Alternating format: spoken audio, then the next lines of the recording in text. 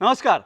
अब से कुछ ही देर बाद देश की राजधानी दिल्ली में एक नया इतिहास बनना जा रहा है। एक ऐसा व्यक्ति जिसने आरटीआई के लिए संघर्ष किया और एक ऐसा व्यक्ति जिसने आरटीआई को लेकर एक लंबी लड़ाई लड़ी, वो व्यक्ति देश की राजधानी दिल्ली का मुख्यमंत्री बनने जा रहा है। जी हाँ, हम बात आज अरविंद केजरीवाल की कर रहे हैं, जो अब से कुछ ही देर बाद दिल्ली के रामलीला मैदान में दिल्ली के नए मुख्यमंत्री के रूप में शपथ लेंगे। इसे साल की एक सबसे बड़ी घटना माना जा रहा है। हालांकि बहुत कुछ अभी इस मामले में होना बाकी है। लोग इंतजार कर रहे हैं कि इस घटना पर दरअसल देश भर में क्या प्रतिक्रिया होती है और दरअसल देश की राजधानी दिल्ली में ये जो प्रयोग हुआ है वो कितना सफल होता है। इसको लेकर अभी बहुत प्रश्न चिन्ह सामने हैं। लेकिन आरटीआई के नजरिए से अगर बात करें तो ये एक बड़ी खबर है साल 2013 की।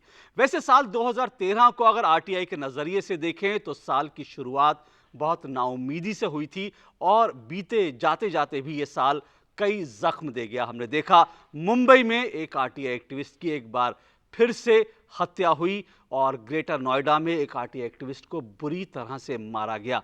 लेकिन कहते हैं कि जब अंधेरा बहुत गहराता है तब कहीं ना कहीं ये संकेत होता है कि नई सुबह होने जा रही है। तो उम्मीद और नाउम्मीद, आशा निराशा के इन तमाम पहलुओं पर आज हम अपने कार्यक्रम में बात करेंगे।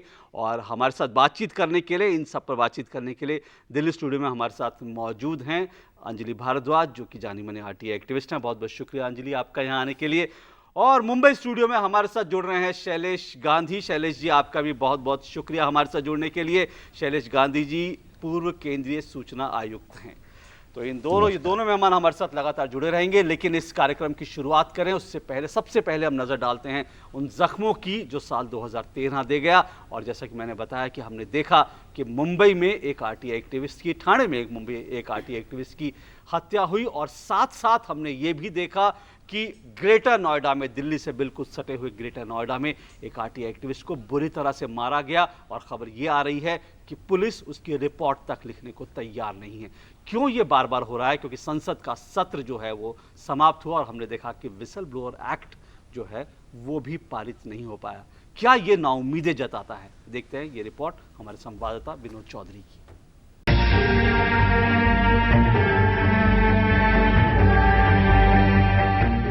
दिल्ली से सटे ग्रेटर नोएडा में सिक्का गांव के निवासी अनूप सिंह के जख्म अभी भी हरे हैं।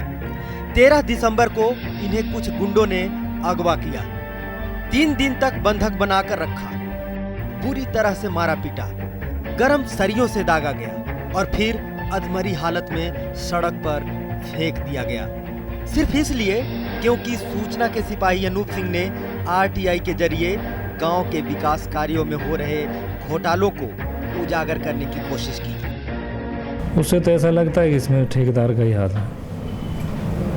मुझे पूर्ण रूप विश्वास है कि हम ठेकेदार है। क्यों ठेकेदार इस तरह से क्यों आप पर?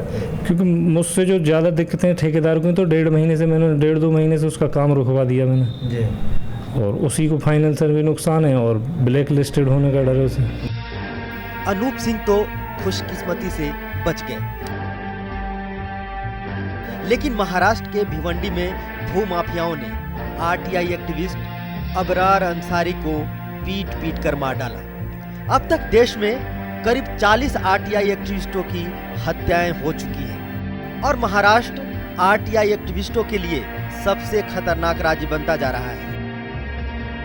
उधर राजस्थान के जोधपुर में भी आरटीआई एक्टिविस्ट शंभू राम बिश्नोई की हत्या कर दी गई और इनका परिवार आज भी इंसाफ के लिए दर दर की ठोकरें खा रहा है। सरपंच के खिलाफ घोटाले उजागर किए लाख करोड़ रुपए के, तो उसने सहन नहीं हुआ सरपंच से, भैया तो मेरी पद से हटा देगा, तो उसने जानबूझ के, उसके परिवार ने उन्हें मिल के हत्या कर दी। तो फिर हम तो अभी तो पुलिस कार्रवाई नहीं कर रही है, मतलब कुछ भी 3 आदमियों को गिरफ्तार पहले हो गए थे, हाथों हाथ उन्होंने ला के हाजिर कर दिए थे, लेकिन बाकी वो मेन मुलजिम है वो तो फरार है।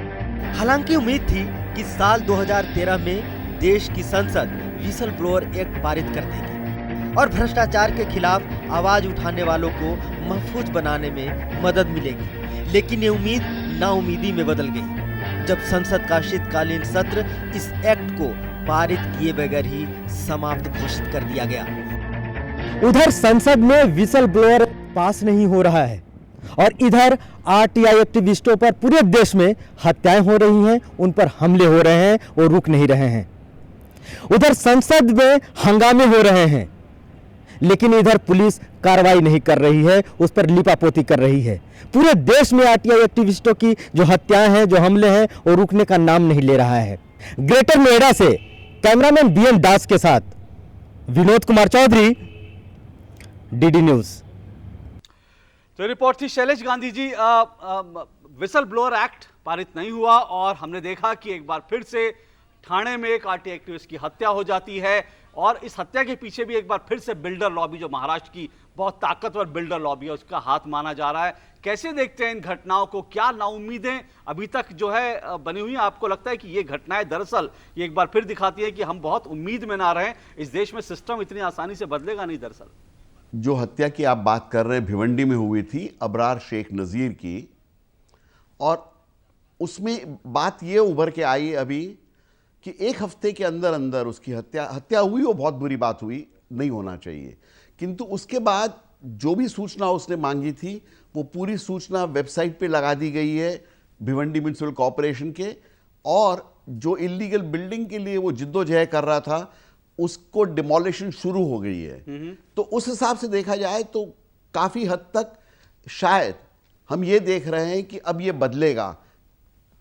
आरटीआई एक्टिविस्ट को मारना या हत्या करने से लोग देखेंगे कि उन्हें बड़ा नुकसान हो रहा है, तो हम उम्मीद कर रहे हैं कि ये कम होगा। बिल्कुल, मैं शैलेश जी की बात से पूरी तरह सहमत हूँ, क्योंकि हम शुरू से यही कह रहे हैं कि जो धारा 4 है सूचना के अधिकार की, जिसमें सरकार को खुद ब खुद सूचना देनी होती है लोगों को, वो एक बहुत ही लोगों को सशक्त करने वाली धारा है और उसकी इम्प्लीमेंटेशन सही से होनी चाहिए। यदि हम ऐसे आरटीआई एक्टिविस्ट्स जिनकी मौत हुई है, जिनको मारा गया है, उनको देखें कि वो क्या मांग रहे थे, ज़्यादातर वो लोग या तो पंचायत में नरेगा के हिसाब मांग रहे थे या पेंशन, राशन, ऐसे मुद्दों का मांग रहे थे। लिस्ट बताइए, जो कि सब कुछ धारा 4 के तहत खुद ब खुद सरकार को देना चाहिए था, नहीं दिया गया, उन्हें मांगना पड़ा और मांगने पर वो चिन्हित हुए और उनके ऊपर अटैक हुआ और उनकी हत्या कर दी गई।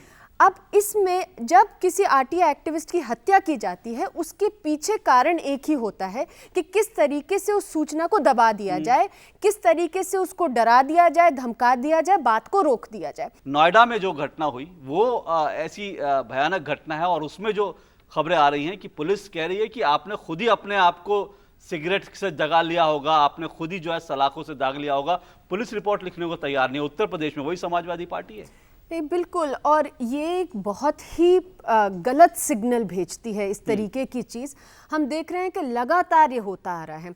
बिहार में आप देख लीजिए तो राम ठाकुर थे जिन्होंने नरेगा के अंदर अनियमितताओं को उजागर किया और उनकी हत्या कर दी गई।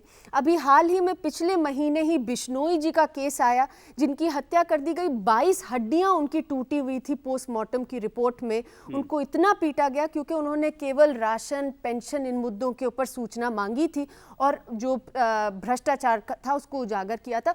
दोनों केसेस में पुलिस प्रॉपर एक्शन नहीं ले रही है। विसल ब्लोअर एक्ट भी पारित नहीं हुआ। संसद का सत्र, शीतकालीन सत्र समाप्त हो गया और अब वोट ऑन अकाउंट ही होगा। ज्यादा से ज्यादा संसद का कोई पूर्ण सत्र होगा नहीं। तो यानी कि पूरी की पूरी संसद इस बार की निकल गई और बिल पारित नहीं हुआ। क्या आपको लगता है कि ये एक बड़ा डैमेजिंग फैक्टर है?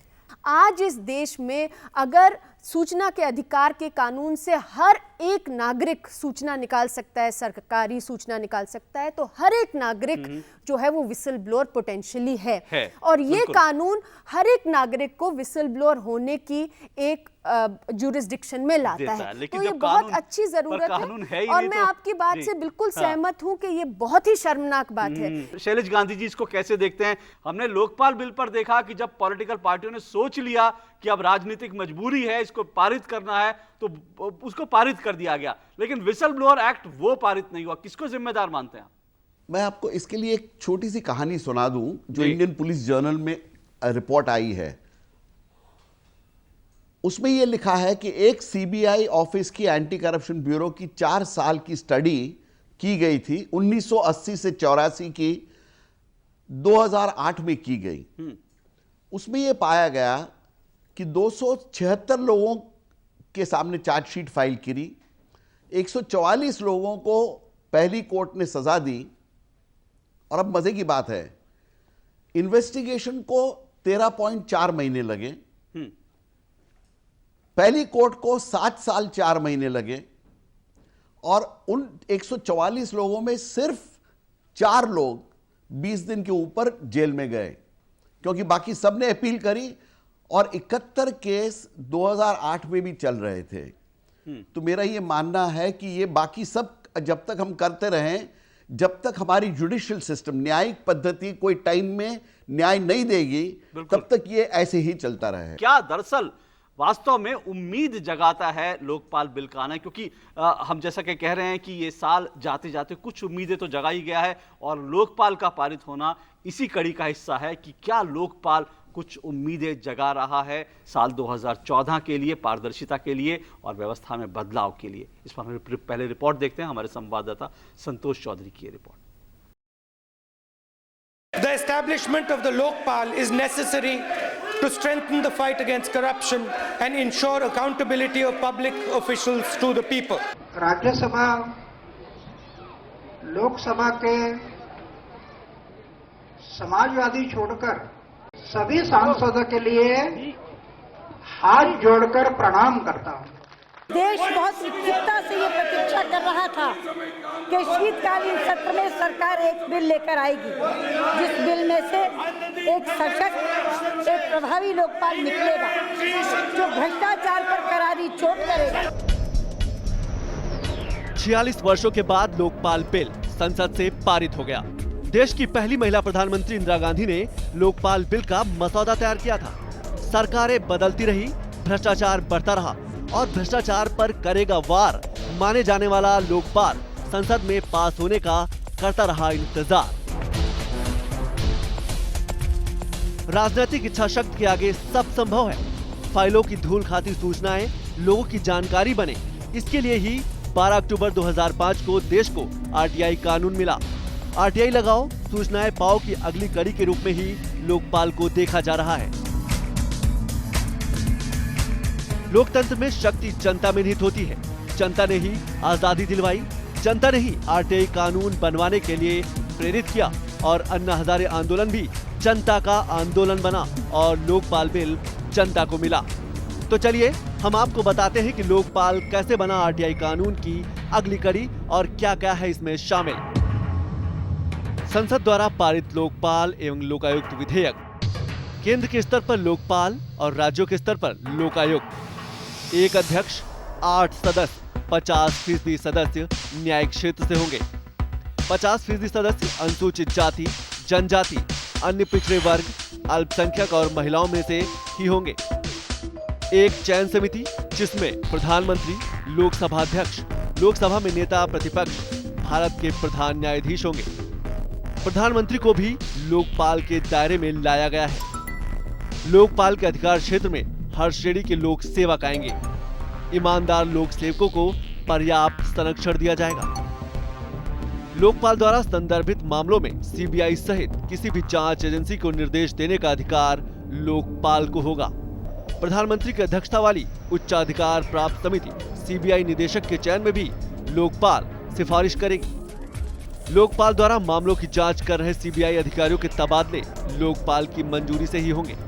भ्रष्ट स्रोतों से हासिल संपत्ति को सील करने का अधिकार लोकपाल को होगा, भले ही मुकदमा लंबित हो।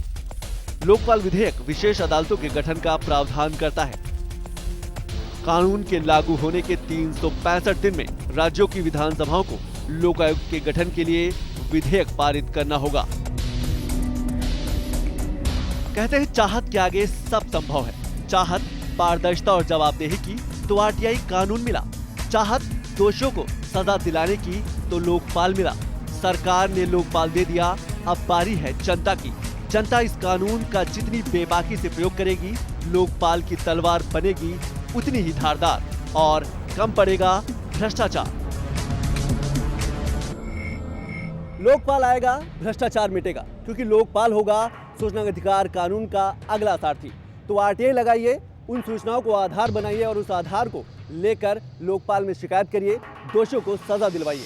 तो आगे बढ़िए, समय तेजी के साथ निकल रहा है, क्योंकि आपकी भागीदारी तय करेगी सरकार की जिम्मेदारी।